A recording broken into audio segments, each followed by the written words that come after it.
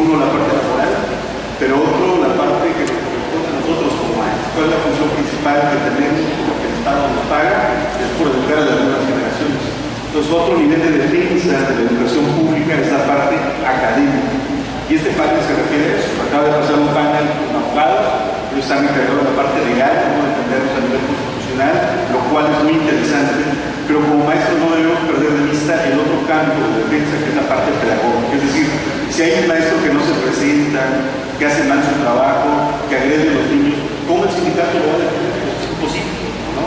Entonces, algo que también tenemos que ir metiendo en la agenda de defensa de lo educativo es la parte del trabajador. El trabajador de la educación tiene que ser eso, un trabajador de la educación. Entonces, vamos a oír algunas opiniones respecto a este tema, que es cómo los maestros, ¿no? O cómo los sindicatos pueden defender a los maestros en esta parte académica. Ya los abogados tienen artículos, amparos colectivos, amparos individuales, pero a nivel de lo académico, ¿cómo le han hecho en sus países? En ese sentido, yo empezaría con el colega Iván, para que nos diera su opinión respecto de cómo defendernos como maestros desde esta parte académica del debate del individualismo, esto que plantea el neoliberalismo, este empuje de las evaluaciones estandarizadas, ¿no? Que ya Miguel lo decía, no tiene como finalidad el valorar el desempeño, sino de una radiografía general de lo que está pasando.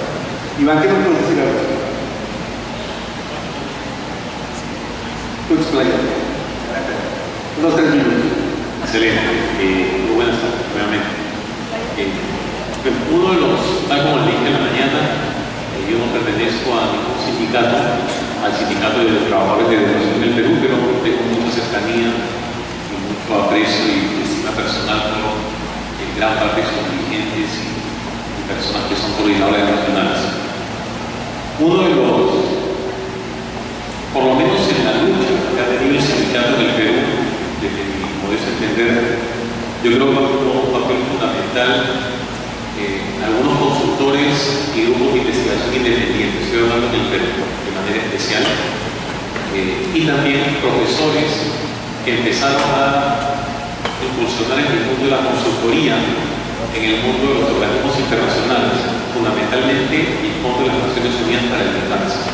Lo que les quiero decir es que gran parte a un grupo de personas cercanas, amigas y del sindicato de profesores en el Perú pertenecen a algunos organismos internacionales, otros han conformado ONGs orientadas a la investigación de proyectos educativos y de otra manera se produce, todavía es incipiente, no es tal como le gustaría a muchísimos, pero hay una relación más o menos estrecha entre el ámbito sindical y los cuerpos académicos. Yo creo que todavía hay muchísimo por hacerse, pero hay todavía esa vinculación. Y el problema es que dentro del grupo sindical hay muy poca investigación. No, las personas vinculadas al sindicato, que son del sindicato o han sido del sindicato o amigas del sindicato como quienes hablan, no estamos haciendo investigación o consultoría dentro del sindicato, ¿no? Entonces, yo diría que ese es todavía un tema pendiente.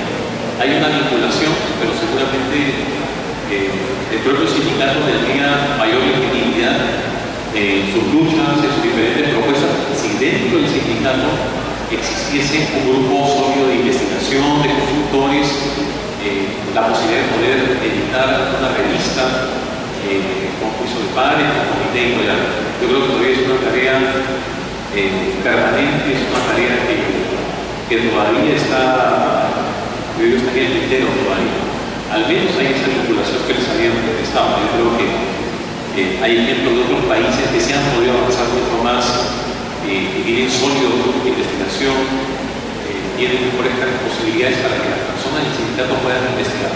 Cabe señalar que en el Perú los profesores, según la ley del profesorado de hace 20 tantos años, casi 30, se dice que existe la plaza del profesor investigador.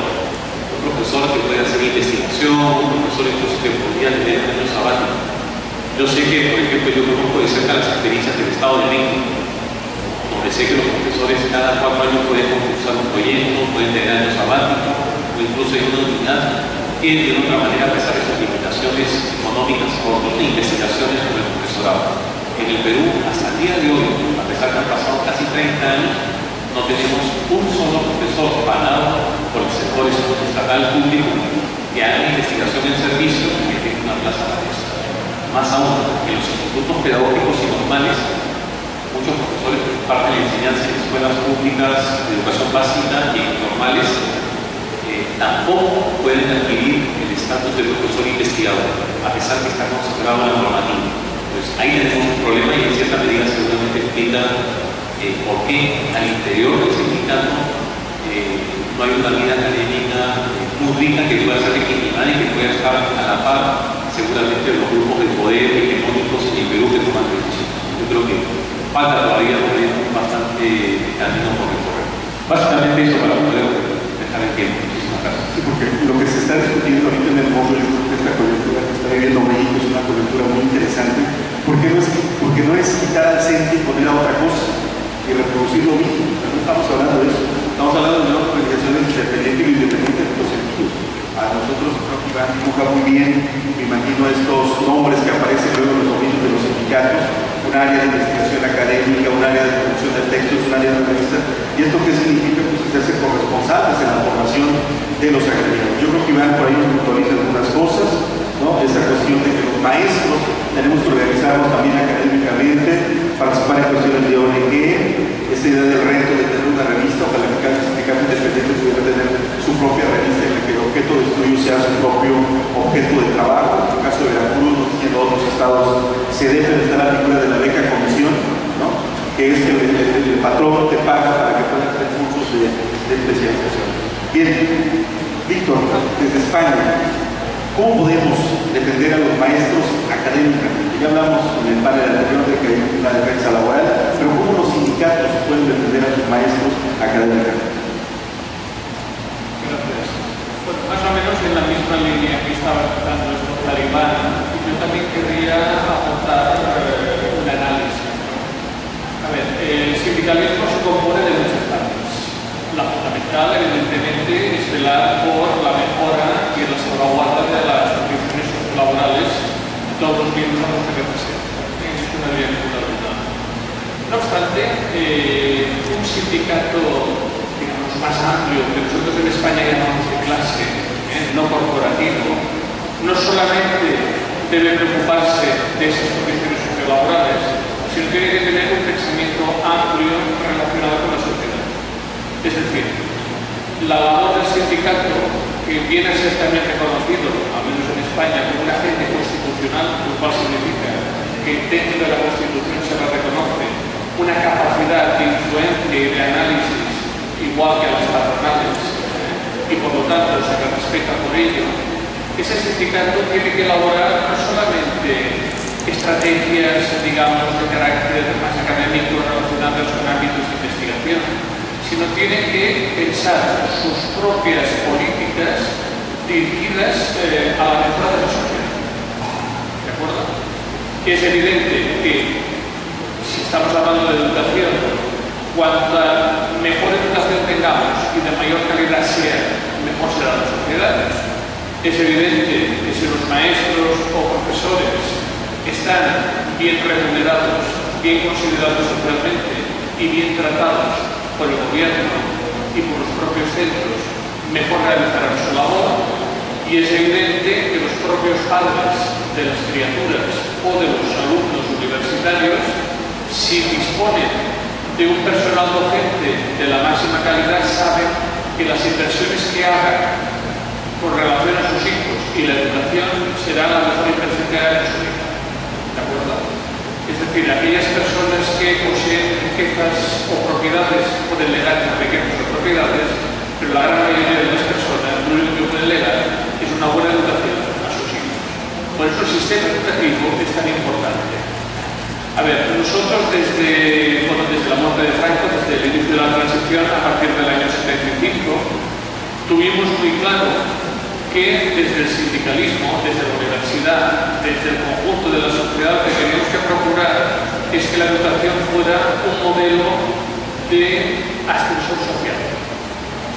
Solamente se puede ascender, mejorar lo que en sociología decimos movilidad social ascendente, a partir de una Si esa instrucción tiene, digamos, los condicionantes de buenos docentes, realmente tendrá una proyección futura mucho más importante. El sindicato, de manera muy sintética, porque mañana en mi conferencia pues ya os explicaré todas estas cuestiones de una forma muchísimo más amplia, tiene que tener una visión amplia y a la vez certera. Es decir, en ningún momento se puede dejar guiar exclusivamente por las cuestiones corporativas, que son legítimas, muy legítimas, sino que tiene que pensar siempre en el beneficio del conjunto de la sociedad. Si se consigue esa simbiosis, entonces es cuando el sindicato es muchísimo más fuerte, porque es percibido no solamente por sus miembros, sino por el conjunto de la sociedad como una organización, digamos, positiva, que aporta mucho al progreso de esa sociedad. Gracias, Víctor. Imagínense un sindicato que tuviera como una de sus líneas de política que todos los agremiados tuvieran como mínimo el nivel de maestría. Se comprometieran con ello. ¿Esto qué significa? Puede ingresar cualquiera, se acepta el periodo de prueba y el sindicato se compromete a buscar estos vínculos que platicaba por universidades internacionales, buscando becas, tocando puertas. Entonces, imagínense el tipo de sindicato que tendríamos. ¿Esto cómo se traduciría? En que le pueden incluso pelear al gobierno o al patrón las propuestas en materia de cuáles son las mejores políticas para ciertas poblaciones. Porque ahorita decimos, por ejemplo, ok, no nos apliquen exámenes estandarizados. Entonces el gobierno puede preguntar, pues, ¿qué quieres que te aplique? Exámenes diversos para todos. Si te aplico exámenes diversos para todos, ¿estarás de acuerdo con los resultados? Y la verdad es que no hay argumentos. Yo creo que Iván nos tiene sentido. Hay vacío de investigación. Tenemos intuiciones. Claudio le llamaba mitos, ¿no?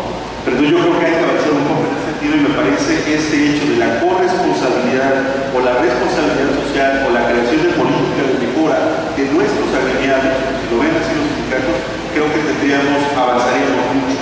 No solo de dinero se mejora la calidad docente o la calidad de dinero, también tiene que ver con preparación profesional, lo cual me parece muy interesante el planteamiento de Víctor. Maestra Manzano, ¿qué opinas al respecto? ¿Cómo pueden los sindicatos defender académicamente a sus maestros? Me parece ciertamente que el papel del maestro, la imagen del maestro en nuestros días, en general, se tiene una imagen del maestro un poco valorada. Socialmente ha perdido respeto el ser maestro. Y no digo que el maestro no sea tener un trabajo de maestro, pero sí que esa imagen que históricamente tuvo en nuestro país, el ser maestro, ha desaparecido. Y pues entonces todo el mundo se da tiempo de opinar y todos son expertos y todos opinan, hasta los empresarios primero, digo mexicanos primero. Opinan, sacan sus índices educativos y todas esas cosas, no todos opinan, pero realmente yo creo que sí hace falta trabajo de academia sindical conjunto.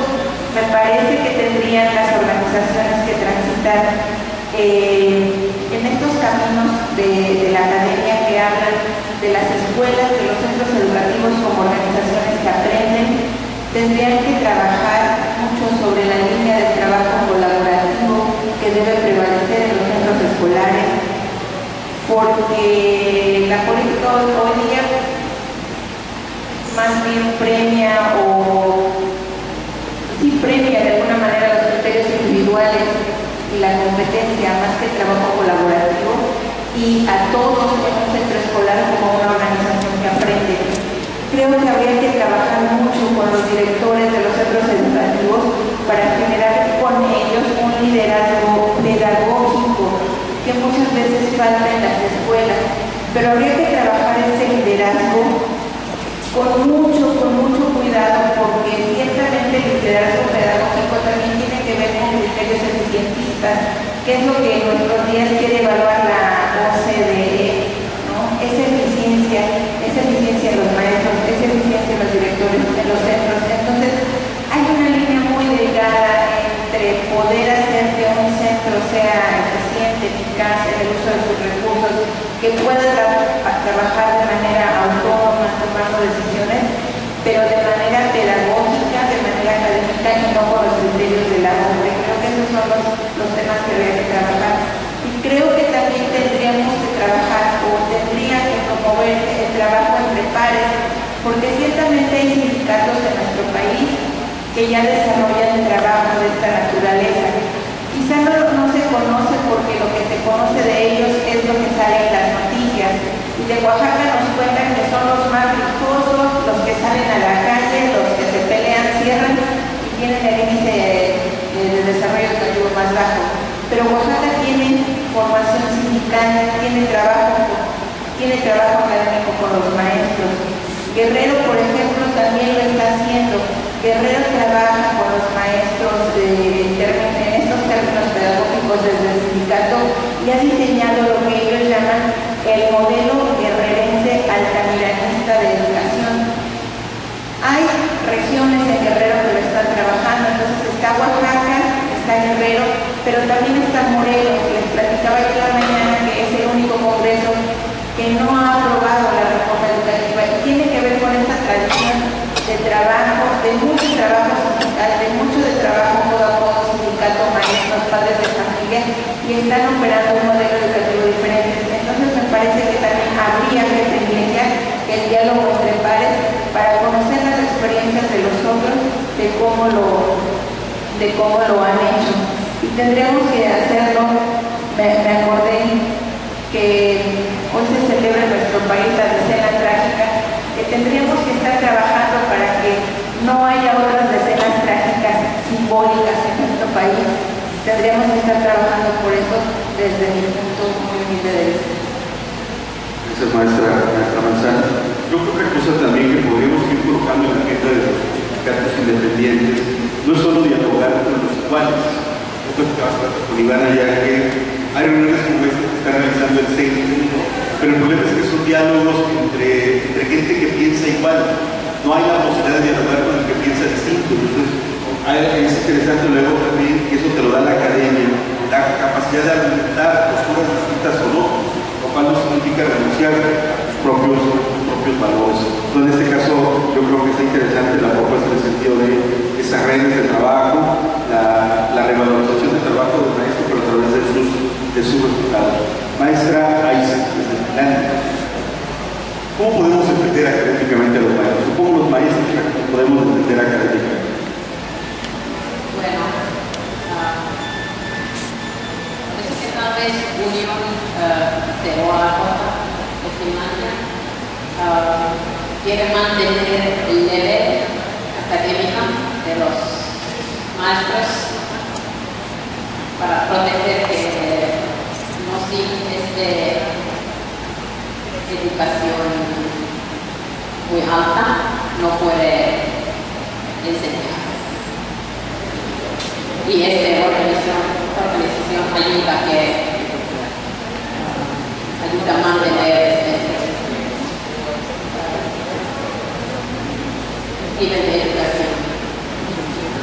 En el caso de Finlandia, lo que leemos es que es uno de los sistemas de acuerdo a esta prueba PISA. En el caso de los maestros, ¿están asociados simultáneamente? ¿Tienen alguna promoción?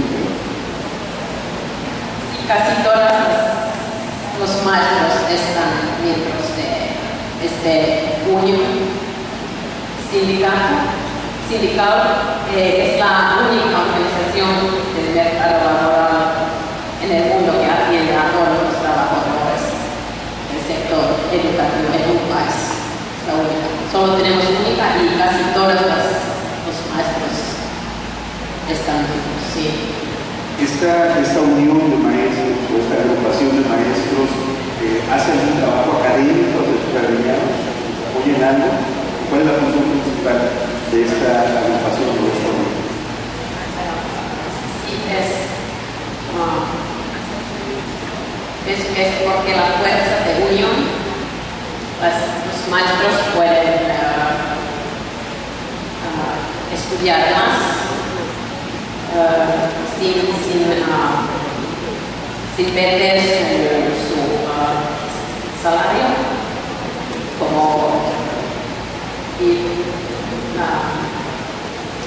ir a un curso como una semana para estudiar algo más o tal vez un año sin perder su trabajo. Ok. Bueno, la idea es del sindicato también espacio especialmente para apoyar a los maestros para mejorar académicamente. Yo creo que es más o menos coincidencia con los puntos que hemos hablado. Gracias, gracias. Raúl, colega de Chile, por ello platicábamos, decíamos que, lo decía Raúl en un seminario que tuvimos en el mes de diciembre, porque platicábamos acerca de las vueltas que estaban teniendo los chicos en las calles, la respuesta que estaba teniendo el gobierno hacia ellos, y una exigencia simple que tenían los chicos en las calles, que era el no lucro de la educación, ¿no? Y lo decía Raúl Aguas, porque muchas de las políticas que se implementaron en Chile, que nos llevaron a este punto, son las que ahora se intentan implementar en el país. En este sentido, Raúl, sindicalmente, ¿qué opinas? ¿Cómo pueden los sindicatos, si es que estos siguen viviendo como lo estamos contemplando hasta ahorita, pueden defender académicamente? Un gusto estar realmente acá en México y voy a ser contrario a las respuestas que he escuchado. El sindicato como está actualmente no puede defender pedagógicamente a un asunto. No es su misión ni visión. Entonces la pregunta es, ¿el sindicato en América Latina está transitando por la vía correcta? El sindicato en América Latina se va a quedar anclado y arrinconado donde lo llevan los patrones a defender solamente reivindicaciones laborales. Tenemos que repensar el sindicato en un mundo más globalizado. Tenemos que repensar la parte sindical donde deben agregarse otros componentes a la legítima lucha reivindicativa, a pasar también a un sindicato proactivo para participar primero en el proyecto educativo nacional, donde seamos partícipes del tipo de sociedad que nuestro sistema educativo está aspirando. Por otro lado, también tenemos que transitar de lo reivindicativo a lo ético, porque ese componente para las futuras reformas que van a tener que venir más temprano que tarde, porque los modelos que están en este momento instalados en América Latina van a sufrir un cambio. En Chile se implementó un modelo, ya lo vamos a conversar, las consecuencias que ha traído Guillermo, que es especialista en ello, lo va a contar. Pero, volviendo a la pregunta del sindicato, la visión y misión que tiene en América Latina está diseñado para otra función. Por lo tanto, creo que debemos transitar a modernizar los sindicatos, a actualizarlos en la era global que estamos viviendo. Y una de las estrategias es el paso que estamos dando ahora, es decir, donde podemos unificar criterios legítimos de defensa, de lucha, con acercamiento a la academia, donde como sindicato podamos hacer propuestas a las políticas públicas, como sindicato buscar los mejores talentos, a los mejores maestros que están en la academia, en las universidades, y ponerlos en nuestras filas, para que junto con ellos conformemos movimientos pedagógicos y de ahí sacar las estrategias bajo dos principios. Uno, que la certeza y la transparencia, y bajo códigos fuertes de ética que posesione nuevamente al profesor en el lugar que la sociedad exige. Gracias Raúl. Colega Guillermo, igual de Chile, Raúl hablaba de integrar otros componentes a este nuevo sindicalismo, viéndolo también en un contexto global. Digamos, si hay un embate con una organización como la OCDE, tal vez la respuesta no la debamos dar en los sindicatos locales, nacionales, tal vez vamos a pensar en otro tipo de cosas. En ese sentido, Guillermo, ¿qué opinas tú de estas cosas? A ver, yo debo empezar un matiz de diferencia con lo que se está discutiendo. Creo que el sindicato requiere de fortalecer aquello que ha sido su nicho histórico, de la lucha reivindicativa, laboral, económica. Tiene que incorporar la lucha económica, reivindicativa, laboral el aspecto pedagógico. Que sería un error suponer que el sindicato deba tener un componente de academia. Lo que el sindicato tiene que tener es una política educativa, tiene que tener un discurso pedagógico. Y ese discurso pedagógico debe ser del propio sindicato, en alianza con otros sectores, en alianza con universidades, con ONG, con centros de estudio, con académicos. Yo pregunto, colegas, ¿es que acaso no estamos investigando todos los días en el aula? Cuando el colega está resolviendo un problema de alta escritura en la mañana o en la escuela, ¿lo estaba investigando? ¿Quién sistematiza esa investigación? ¿Cuándo se genera el espacio para que esos colegas que tienen dificultades con determinados métodos de enseñanza dialoguen entre ellos para resolver las mejores prácticas y no se esté pensando en investigaciones descontextualizadas de nuestro continente y de nuestra realidad y de nuestro quehacer docente para adoptar la conexión que luego fracasa? Entonces, yo creo que, y esto lo voy a desarrollar más bien la presentación para no alargar la hora, pero creo que tenemos que entender que el sindicato tiene un carril que es el reivindicativo, el económico, el laboral, pero que tiene otro carril que es el del discurso pedagógico, que es el desarrollo de la identidad docente. Pues nuestra identidad es esa, que es lo pedagógico. Un ingeniero puede hacer matemáticas, pero no puede ser docente. Un médico puede hacer biología, pero no puede ser docente.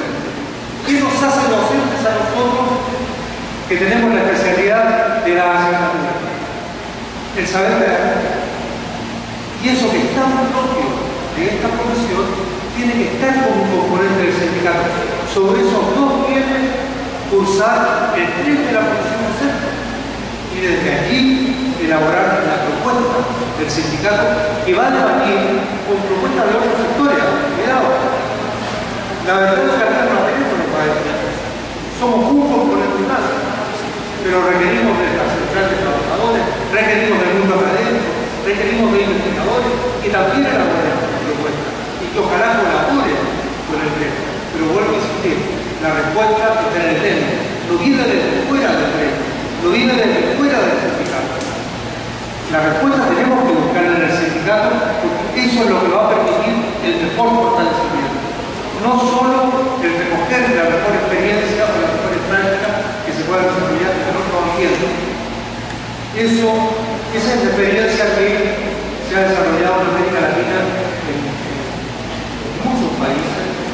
Mañana vamos a ver, yo que solo hoy día como titular la ley de educación argentina, que establece en la propia ley que el Estado debe invertir el 100% del PIB de educación. Es una ley propuesta por el sindicato, redactada en muchos aspectos por el sindicato, como propuesta del sindicato.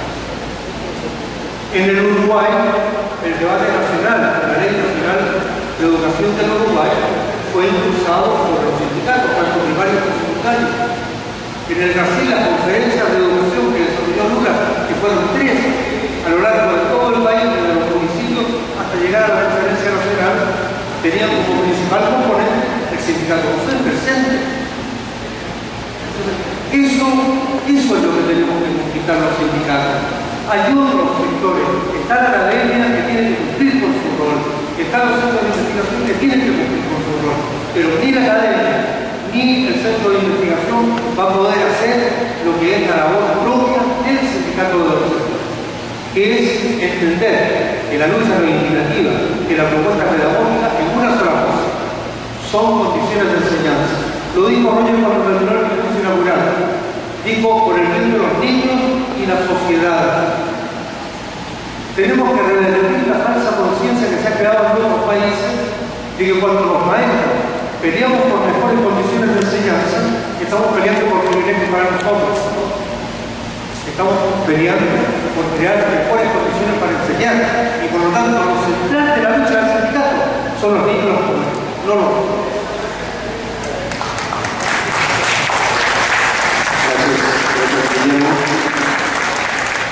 La siguiente parte de la mesa tiene que ver con hacer igual una ronda de participaciones relacionadas con la compatibilidad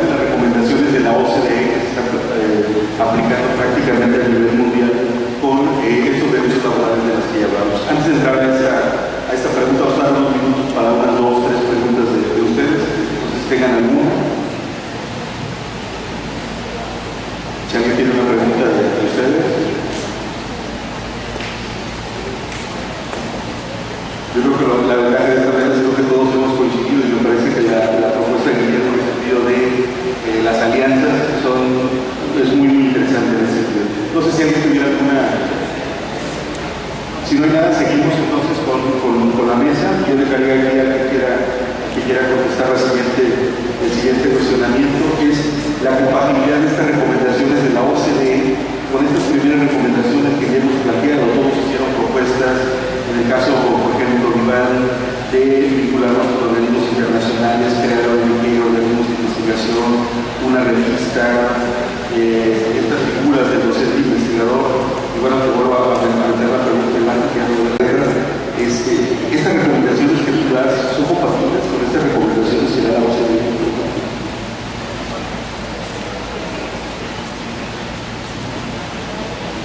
Bueno, yo voy a responder como un peruano que sabe que el Perú no forma parte de la OCDE.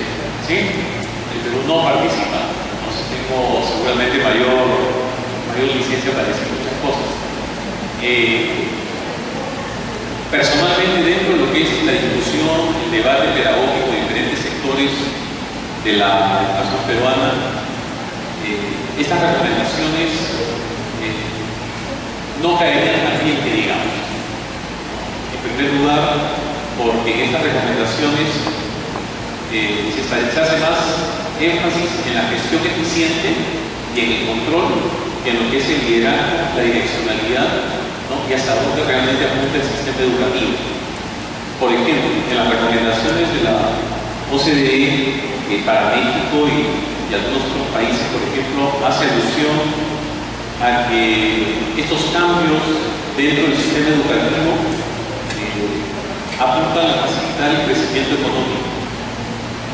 Entonces, ya de por sí, desde el para qué, es medio complicado entender una visión tan economicista. Se habla de crecimiento económico, movilidad social, oportunidades económicas, y se habla del modelo de valor agregado. Entonces, hay otros temas. No estoy diciendo que estos temas no sean importantes en cuanto a recomendación, sino que hay otros temas que, por lo menos en el país, se pondrían primero sobre el tapete y lo tenemos muy bien planteado en el Acuerdo Nacional por la Educación, ¿no? Que lamentablemente no se está cumpliendo como a todos nos gustaría. Y es, por ejemplo, la direccionalidad del sistema, aspectos tales como identidad nacional, la multiculturalidad. En el Perú se hablan 79 lenguas, ¿no? Lenguas del propio país, ¿no? Aunque un porcentaje importante habla del chino mandarín, por ejemplo, en el Perú, ¿no? Un porcentaje importante dentro de la población peruana, pero se habla casi 80 lenguas en nuestro país. No hay ninguna alusión a la interculturalidad, a identidad, a cohesión social, a pacificación, a ciudadanía, sino fundamentalmente yo veo economicismo. No digo que está mal, sino digo que está incompleto, un economicismo muy grande, puesto que reduce el desarrollo social y el desarrollo de los países básicamente al crecimiento económico. Y yo creo que si muchos países de América Latina ya estamos así de mal, ¿sí? Es por esta visión que está centrando solamente en el desarrollo entendido por un solo sistema, que en este caso es el dominante, que es lamentablemente el sistema económico. Hasta ahí no me acuerdo. Gracias, Iván. En ese sentido, Iván, pareciera entonces que las propuestas académicas o la agenda académica de los sindicatos irían contracorriente con los planteamientos de la OCDE, por lo que veo. ¿Es así, Iván? Bueno, las agendas de investigación, de trabajo, es un acuerdo nacional de educación y un proyecto educativo nacional en el país. Desde las bases va en un sentido contrario. Si nosotros vemos las recomendaciones que se hacen a México, por ejemplo, 3 de ellas hablan de rendición de cuentas y dicen que las pruebas que se le toman a los alumnos es un aspecto muy relevante para poder evaluar el desempeño docente. Entonces, la pregunta es, ¿sigue dentro de este modelo barato, ¿sí? Masivo y general? La pregunta es, si alguno de nosotros tuviéramos un colegio, una escuela, ¿le pasaríamos una prueba a nuestro profesor para marcar o veríamos otras formas para evaluar realmente su desempeño?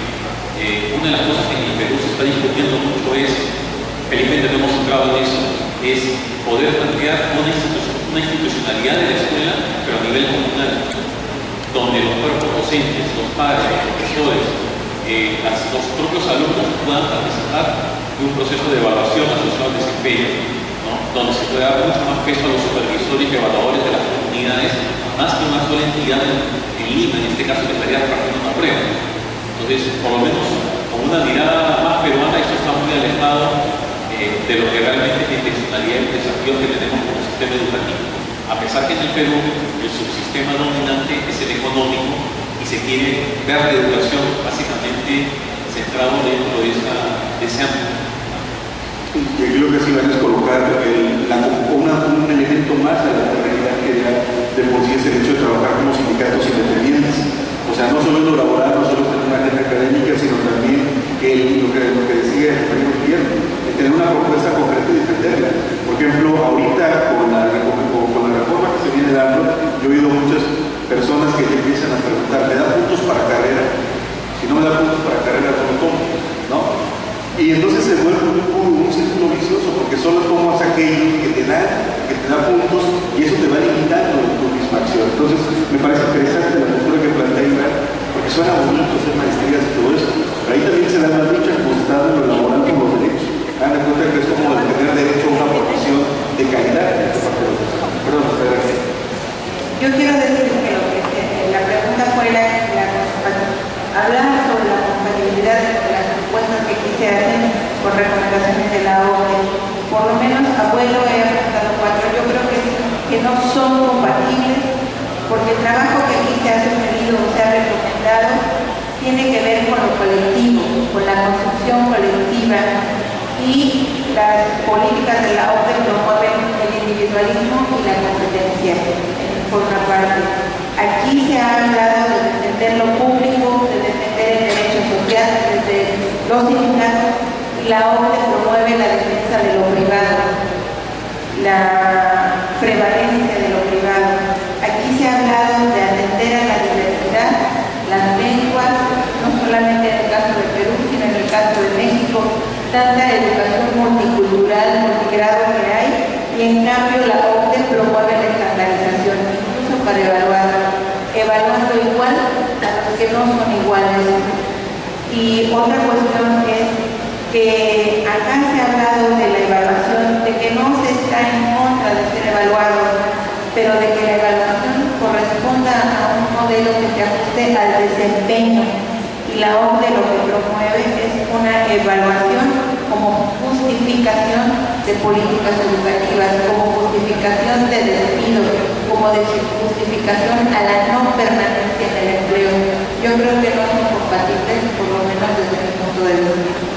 Sí, incluso un instrumento que pudiera ser académico como una evaluación, si tiene implicaciones laborales, entonces ya es ecológico. También. Complementando este motivo, me parece importante vincular. La OCDE es el grupo de países del mundo que teóricamente tiene el mejor desarrollo. Yo le pregunto a ustedes que son mexicanos, ¿México debería estar en la OCDE? Porque yo como chileno les puedo decir que éticamente la OCDE debería tener un serio problema con Chile. Es posible construir un país desarrollado cuando es el país de América Latina con peor redistribución del ingreso. ¿Qué desarrollo es ese? ¿De qué país desarrollado estamos hablando para incorporarlo a la OCDE? Es posible que un país desarrollado tenga derecho a huelga, pero el patrón te pueda reemplazar. Ese es el problema laboral que dejó la dictadura y que no se ha cambiado. Es posible pensar en un país que le pide a la OCDE que evalúe su sistema educativo, que la OCDE le dice, ¿sabe qué? Usted cometió un error garrafal, le dio un peso inapropiado al mercado. El año pasado, el mejor curso, dijo, los cuatro mercados fracasaron en la educación. O sea, fracasó la educación chilena. Bueno, y ese país desarrollado está en la OCDE. Y cuando se le dijo a Chile en el año 2004, usted ha creado, abro comillas, este textual, usted ha creado el sistema educativo más segmentado del mundo, cierre comillas. ¿Qué ha hecho Chile desde el 2004 al 2013 con ese juicio de la OCDE? Profundizar la segmentación del clasismo, porque además se habla mucho de eufemismo, de segmentación, es clasismo, esa es la palabra. sistema más clasista del mundo. Y Chile no mueve un dedo por modificar eso, y al revés, con el gobierno de derecha, ha profundizado ese clasismo en el sistema educativo. Sin embargo, ayer la OCDE le hace recomendaciones respecto al seguro de cesantía, se fue el compañero eléctrico, respecto al seguro de cesantía en Chile. Entonces le dice que el seguro de cesantía debería ser más alto, que debiera ser más motivador para los trabajadores, para que los trabajadores no buscaran el trabajo tan rápido. ¿Cómo lee la derecha chilena y el principal diario de derecha del país esa recomendación de la OCDE? Los trabajadores debieran cotizar más en el seguro de cesantía para poder tener un mejor seguro, pero a su vez debieran flexibilizarse el despido y terminar con la indemnización por año de servicio. Entonces la OCDE tira la piedra y le pone la mano, porque el trabajo solo lo hacen los gobiernos, pero la orientación la da la OCDE. Yo mañana en los 12 puntos de la reforma educativa mexicana han sido implementados en el modelo chileno y han sido un completo fracaso. El sistema chileno está en crisis y sigue recomendando lo mismo. Entonces, hay un problema ético muy importante. La OCDE nos acusa a nosotros. Creo que tenemos que pasar al plano de acusar nosotros, con mucho fundamento y argumento, a la OCDE y a los gobiernos que siguen los dictados de ellos.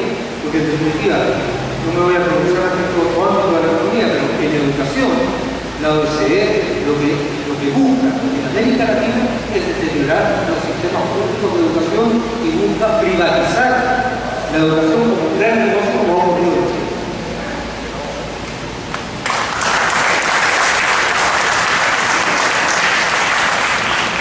Sí, experiencias en el caso de educación, por ejemplo, la OCDE también ha dado recomendaciones que han llegado por ejemplo, el plan económico. Hay todo un grupo de recomendaciones de cómo se está haciendo la educación en el plan económico que hace unos años se llamó Consenso de Washington, ¿no?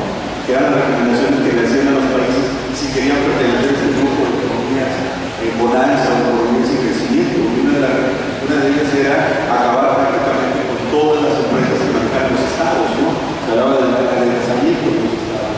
Y a la vuelta de los años, el mismo Consenso de Washington reconoce que fue un error. Incluso hay un documento que se llama el Consenso de Washington, donde es una especie de mea culpa. Oigan, nosotros lo recomendamos, ¿no? Pero ustedes fueron los que lo operaron, un lavado de manos. Y hagan de cuenta que es lo mismo que está pasando. Pero bueno, en ese sentido, Víctor, tú nos propones el sindicalismo laboral, un sindicato de clase no corporativo, responsabilidad social, política de mejoras desde los propios países, y esta idea de que la educación puede ser un motor de servicio social en toda esta parte de la sociología. ¿Esto es compatible con las recomendaciones de la OCDE? ¿Cómo es en España? Bueno, al menos por las recomendaciones que hace el OCDE a España en su último informe publicado en el 2011, hay algunas que son de cajón, que son adecuadas, en el sentido que se pide seguir invirtiendo una cantidad mayor en educación primaria e incluso potenciar la educación secundaria. Hasta aquí estaríamos de acuerdo. El problema es que se están empezando a desarrollar políticas, sobre todo en los últimos años, no tanto tendente a privatizar el sistema, puesto que en España eso es muy difícil. En España ya existen escuelas privadas, pocas, la mayoría de privadas son escuelas concertadas, es decir, son gestión privada, pero financiadas públicamente y se ajustan a lo que mandan los gobiernos y a la política educativa en general, y la mayoría de escuelas y de institutos donde se realiza la formación secundaria son también de carácter público o concertado. Por lo tanto, no necesariamente esto comporta una privatización, al menos en el caso de España. En la universidad es exactamente igual, existen pocas universidades privadas, muy pocas que tengan un mínimo de calidad y la gran mayoría de universidades son públicas. El problema de las recomendaciones de la OCDE y de las últimas políticas que se están aplicando y de las últimas reformas que se pretenden aplicar en los próximos 2 años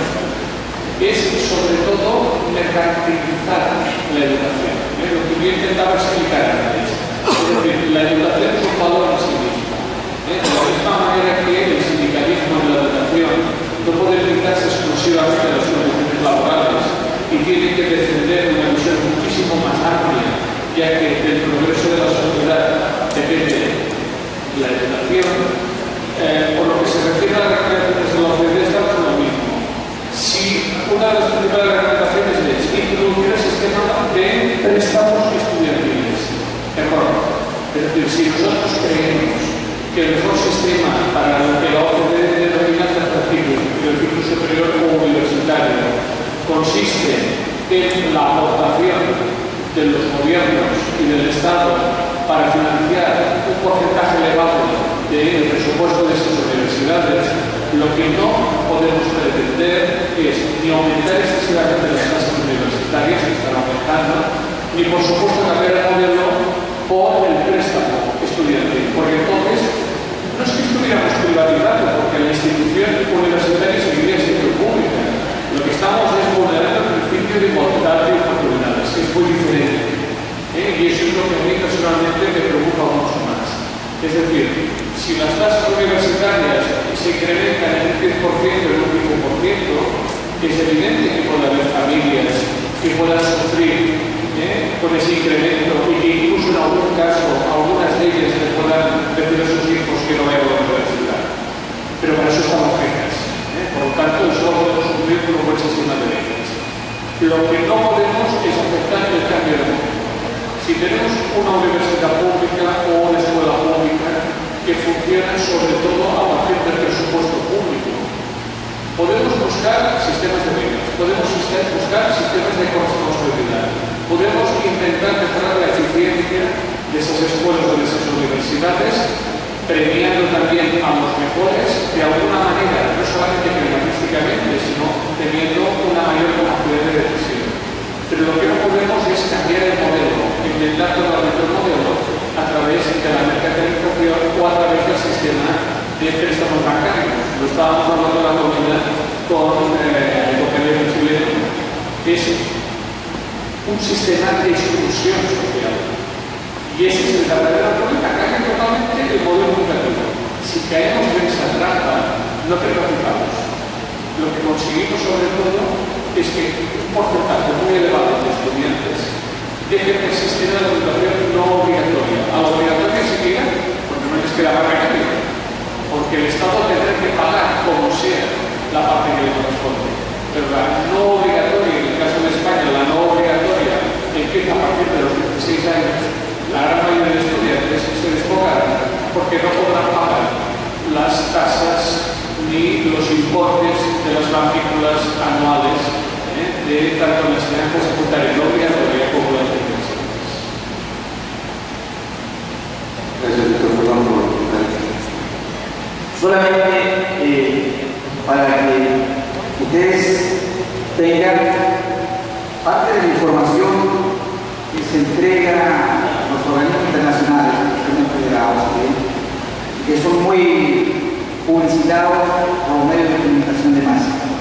A modo de ejemplo, solo dos datos que mañana los vamos a trabajar.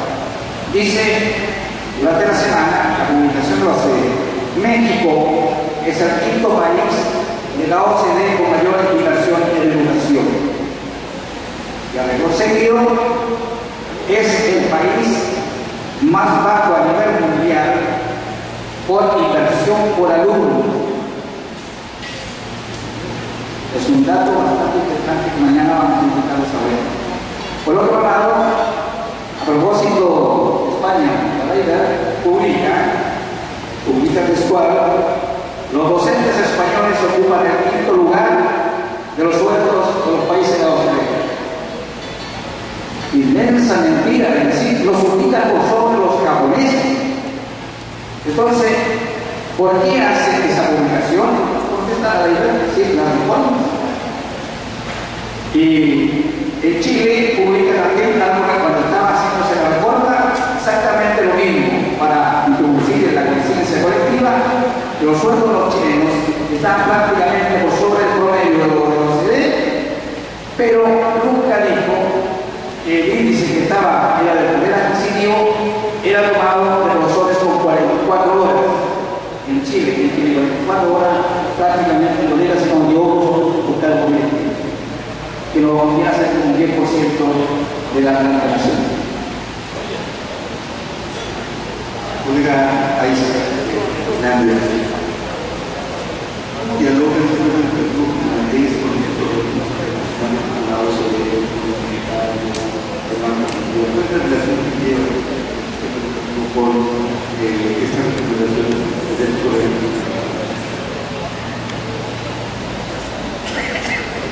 ahora, después de estos exámenes de PISA, mucha gente de otras partes y organizaciones quiere venir a Finlandia a ver qué está pasando y esperando que aprende algo del sistema finlandés.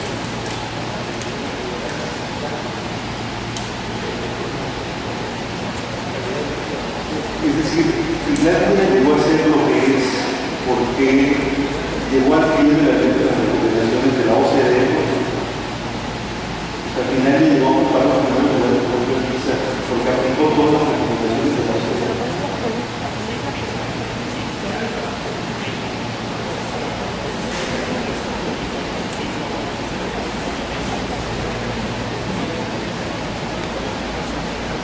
Tiene que ver con otras cosas.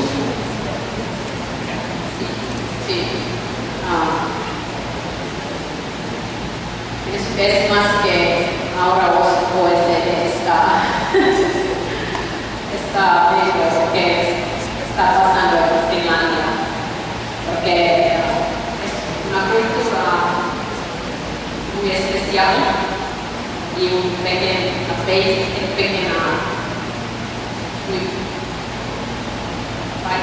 muy pequeño, sí. Y tenemos cultura del aprendizaje como buen sistema educativo y educación básica comprensiva, no selectiva como público. Y comencemos escuela muy tarde y no es que OSCE le recomienda. Comencemos este año que los niños tengan 7 años. Y es diferente que en muchas otras partes. Y tenemos maestros calificados, eso más que muchas otras países. Y tenemos relación de alumnos y maestros más relajante que en muchas otras países. Esta pregunta tiene sentido porque luego hay uno en el juego que pareciera que Finlandia ocupa sus primeros lugares porque es como el alumno disciplinado de la OCDE, pero cuando uno se mete en el sistema se da uno cuenta que no aplica de hecho la mayoría de las recomendaciones de la OCDE. Por ejemplo, esta idea de que a mayor tiempo de exposición de los alumnos, mayor aprendizaje, la filosofía que está detrás del tiempo completo.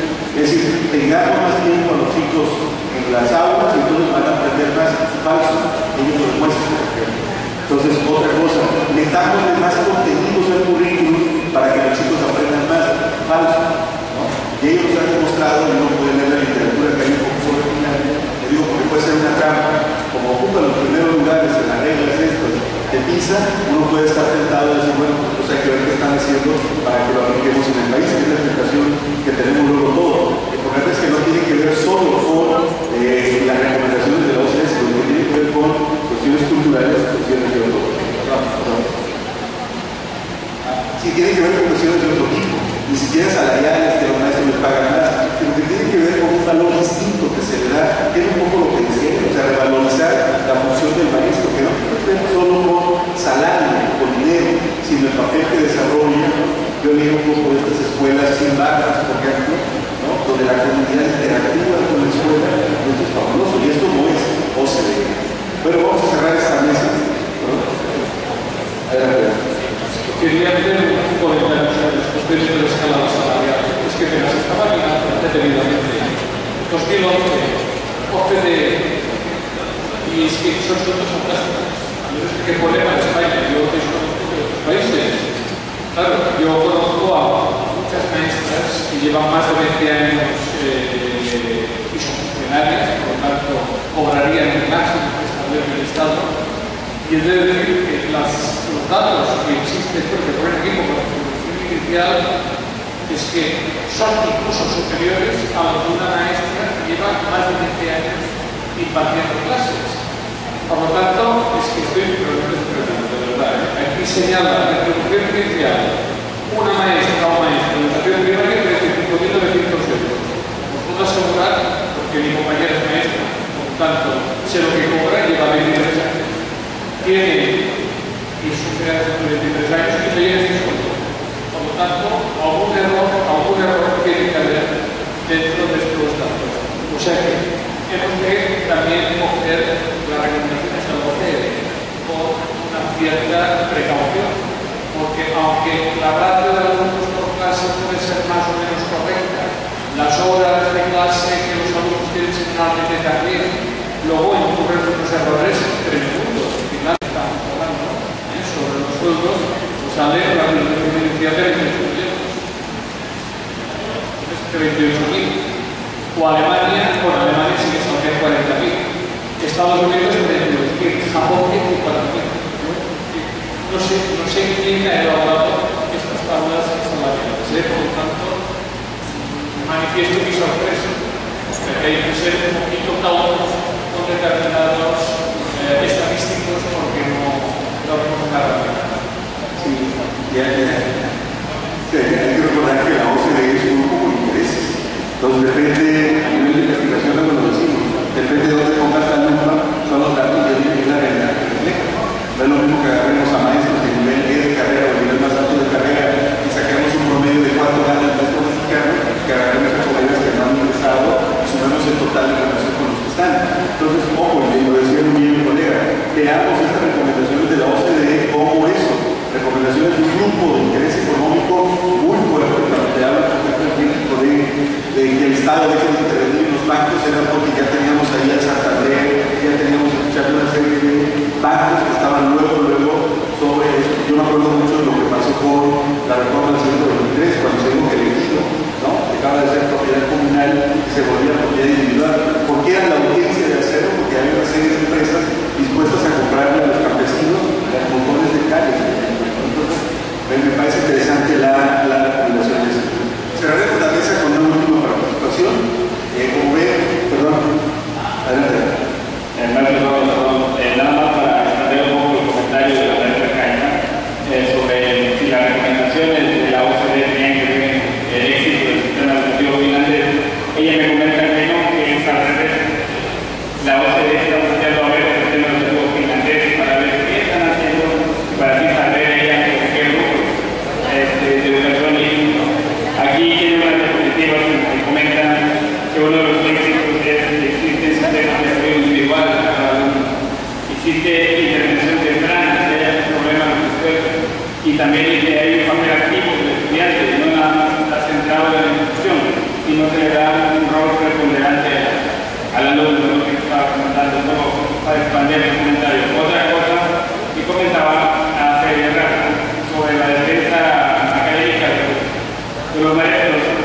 Ella me comenta que para ser maestro de Finlandia hay que estar muy preparado. Es que tener una licenciatura de mínimo, una maestría para estar frente a un salón de clases. Y obviamente, si el maestro quiere seguir estudiando, el sindicato le da todo el apoyo para que vaya a la persona que siga estudiando. Solo para expandir el comentario. Sí, es bueno, volvemos a los puntos. También del éxito de que no hacerle caso a la OCDE, pero no hacerle caso a la OCDE tiene muchas implicaciones, ¿no? Ya los que hay por ahí, los maestros dependen mucho de que se cumplan precisamente con las recomendaciones que se dan. Entonces, como verán, el hecho de decir quiero ser un sindicato independiente, pues no es tan sencillo, no tiene que ver solo con lo laboral, tiene que ver con un montón de cosas, incluso en construir datos para tal vez contrastar con otros datos aparentemente oficiales. Que saben que a mí eso de que el maestro mexicano gana el promedio tanto, pues a mí no me cuadra, el que gane la prueba, aquí está mi cheque y están los cheques de tantos maestros, ¿no? Entonces, habría, y la única manera de disfrutar este tipo de cosas, pues es haciendo publicaciones más o menos en el mismo nivel que las hace. Bueno, cerraríamos la mesa haciendo una última ronda. Quisieran comentar, yo creo que se han puntualizado algunos puntos respecto de la agenda académica que debieran tener los sindicatos independientes. Esto implica incluso, ya lo tocaba el maestro Claudio, en el perfil de la gente que ocupe los puestos de liderazgo en los sindicatos, ¿no? Pero bueno, entonces no sé quién quiera, no sé quién buscamos el orden, Guillermo.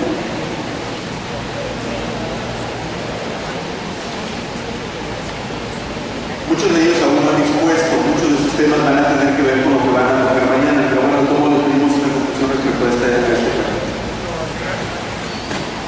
A ver, yo solo aportar dos comentarios a propósito de la OCDE. Yo tengo una impresión, con todo el respeto que merece a los investigadores que trabajan en la OCDE, que lo que la OCDE recomienda, investiga y escribe, es lo que sus patrones quieren escuchar. De otro modo, uno nos explica que se insistan recomendaciones que incluso, tal como señalaba por parte de Raiza, intentan utilizar a Finlandia para justificar medidas de recomendación. ECA, que está acá acompañando también a Raiza, nos comentaba ayer, le preguntaba de dónde arranca este proceso que se genera en Finlandia, porque esta nosotros que va a ser la noche de la mañana, para que Finlandia tenga lo que tiene. ¿Cuándo empezó esto? Esto se remonta a muchos años, en que se toma en primer lugar la decisión política de por dónde va a ir el desarrollo de Finlandia. Miren eso. Si uno mirara esa decisión política en México, diría que México aportó a que su desarrollo hubiera un tratado de libre comercio con Estados Unidos y que Chile aportó a lo mismo y a los múltiples tratados que tienen con Europa y con Asia Pacífico. Y los finlandeses apostaron a que su pilar de desarrollo iba a ser el desarrollo educativo, iba a ser el desarrollo de sus habitantes.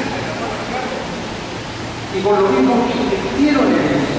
Pero un segundo componente que la OCDE nunca menciona y que nunca se menciona en nuestros países cuando también pone el ejemplo a Finlandia, es que hubo un consenso político.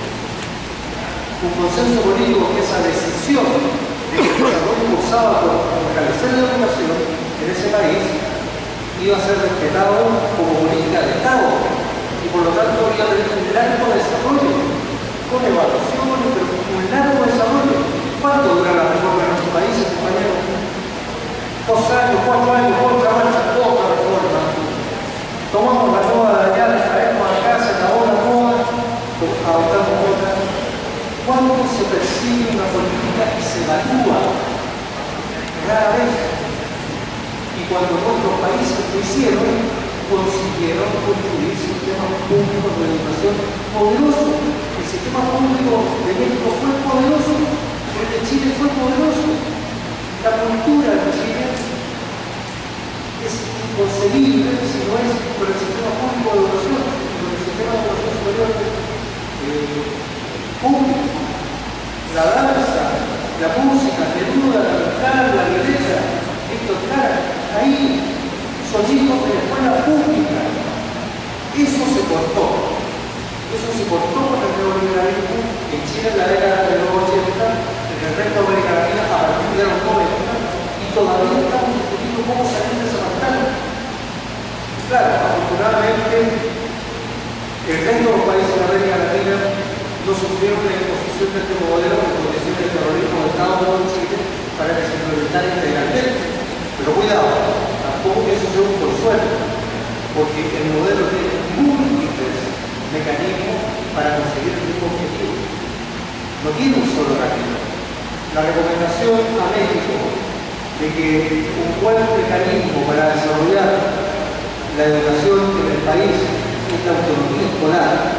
Yo los invito, compañeros, a que vayan a Nicaragua, le pregunten a los nicaragüenses qué pasó con Violeta Chamorro, qué pasó con Alemania, cuando pierde el Frente Sandinista, que había conseguido bajar el analfabetismo a un 9% en Nicaragua, y gana la derecha entrega nuevamente al Frente Sandinista para tocar hace 2 periodos atrás, entrega la educación con un 40% de analfabetismo. ¿Cuál fue la política estrella de chamorro y alemán en Nicaragua, recomendación del Banco Mundial, de la OSD, autonomía moral. Y siempre recomendando lo mismo. Entonces, hay cierta frecuencia en esto, porque en verdad, como decía muy claramente, lo que hay de por medio, lo que hay, no es un interés educativo, es un interés económico por un gran mercado, porque eso es verdad, por un gran mercado que es el mercado de la educación. En la OMC, en una ocasión un director sostuvo lo siguiente: el mejor negocio del mundo después del petróleo es la educación. La sola diferencia que el petróleo es ahora y la educación mientras existe el planeta va a ser un gran negocio. Eso es lo que están haciendo.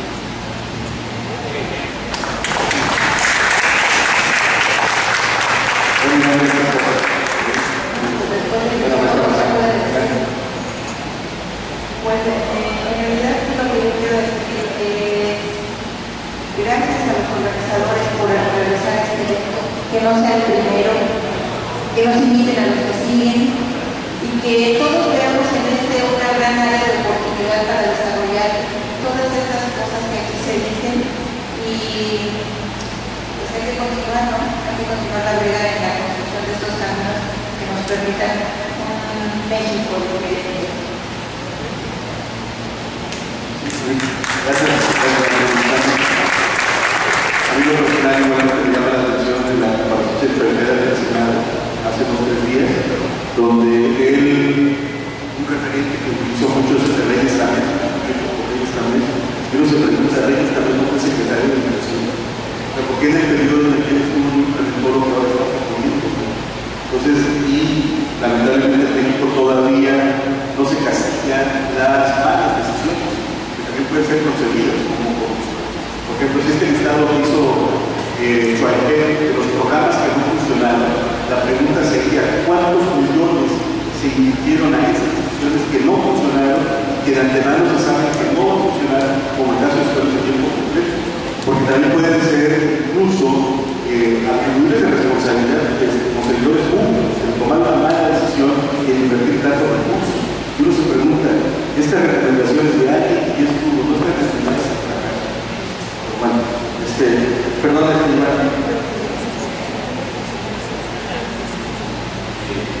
bueno, solamente para despedirme y agradecer la gran oportunidad que me han brindado de conocer el trabajo y la cosa de ustedes. Y bueno, hay muchísimo que estoy aprendiendo también de la conversación con ustedes, queridos maestros y personas que han venido de otros países y de México para poder discutir esta problemática y esta temática. Hay muchos problemas en común, muchas preocupaciones en común con México. El Perú es un país tan diverso como México, es un país con mucha historia en la formación de docentes. Seguimos conservando escuelas normales, institutos, digo, una mística ahí que hoy en día es el peligro en el país, porque se quiere cerrar y terminar los institutos pedagógicos. Y bueno, yo creo que es una lucha muy conjunta y solamente para agradecerles y por esta oportunidad que me han brindado.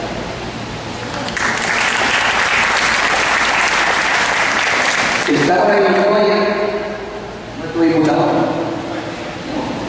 Bien, él en la mañana se está grabando.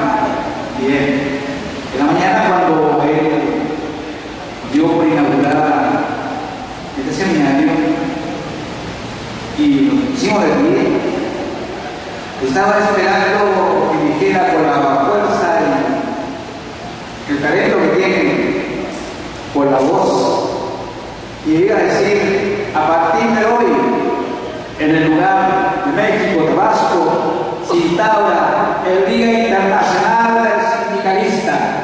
Así que el amigo Claudio del acta que quiere que el Tabasco 22 va a quedar como el Día Internacional del Sindicalista.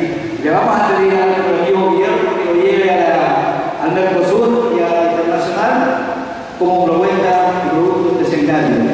Si hay consenso y lo hablamos, un aplauso, pues bien lo dejamos de pasar. Gracias.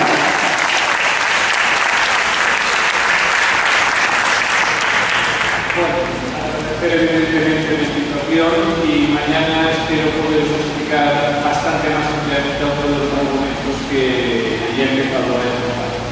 España.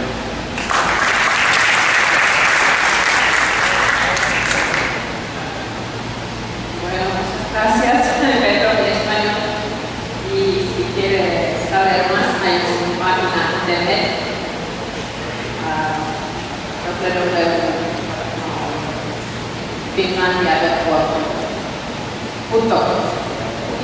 finlandia.org.